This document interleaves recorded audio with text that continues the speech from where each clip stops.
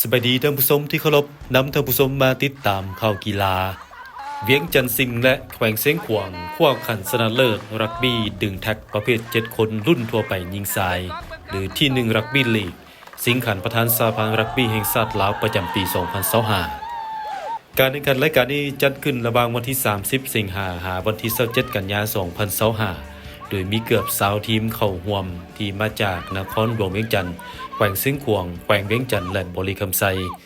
ผ่านการแข่งขันรอบคัดเลือกคัดได้4ทีมหญิงและ4ทีมชาย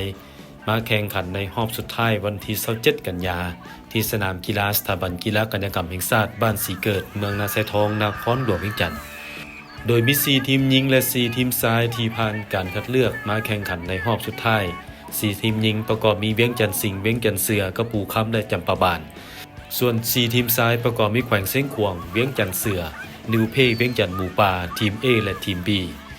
จุดประสงค์การแข่งขันเพื่อเป็นการส่งเสริมให้นักกีฬามีการเคลื่อนไหวฝึกแอบอย่างต่อเนื่องและแข่งขันทดสอบทักษะความสามารถเกี่ยมความพร้อมสู่งานกีฬาแห่งชาติครั้งที่ 12 ที่นครหลวงเวียงจันทร์ในเดือนพฤศจิกายนปีนี้ซึ่งจะบรรจุกีฬารักบี้ดึงแท็กประเภท7คนเข้าชิงเหรียญครั้งในบิดภายหลังครั้งผ่านมาที่แขวงเสียงขวางสำเร็จการเป็นกีฬาสาธิตและประเทศลาวจะกลายเป็นประเทศในมิตรของโลกที่ริเริ่มบรรจุกีฬารักบี้ดึงแท็กเข้าชิงเหรียญในงานกีฬาแห่งชาติผ่านการแข่งขันที่ดุเดือดม่วนมันและระทึกใจชนะเลิศประเภททีมหญิงได้แก่เวียงจันทร์สิงห์จากนครหลวงเวียงจันทร์หอบสิงห์ชนะเลิศเอาชนะเวียงจันทร์เสือจากนครหลวงด้วยกัน7-0 คะแนนที่3เป็นของทีมจำปาบานจากแขวงเสียงขวางที่4ทีมกระปูค้ำจากแขวงเวียงจันทร์ขณะที่แซมทีมซ้ายได้แก่แขวงเสียงขวางหอบสิงห์ชนะเลิศเอาชนะทีมนิวเพเวียงจันทร์หมูป่าทีม A จากนครหลวงเวียงจันทร์20-15 คะแนนที่3ทีมเวียงจันทร์เสือที่4นิวเพเวียงจันทร์หมูป่าทีม B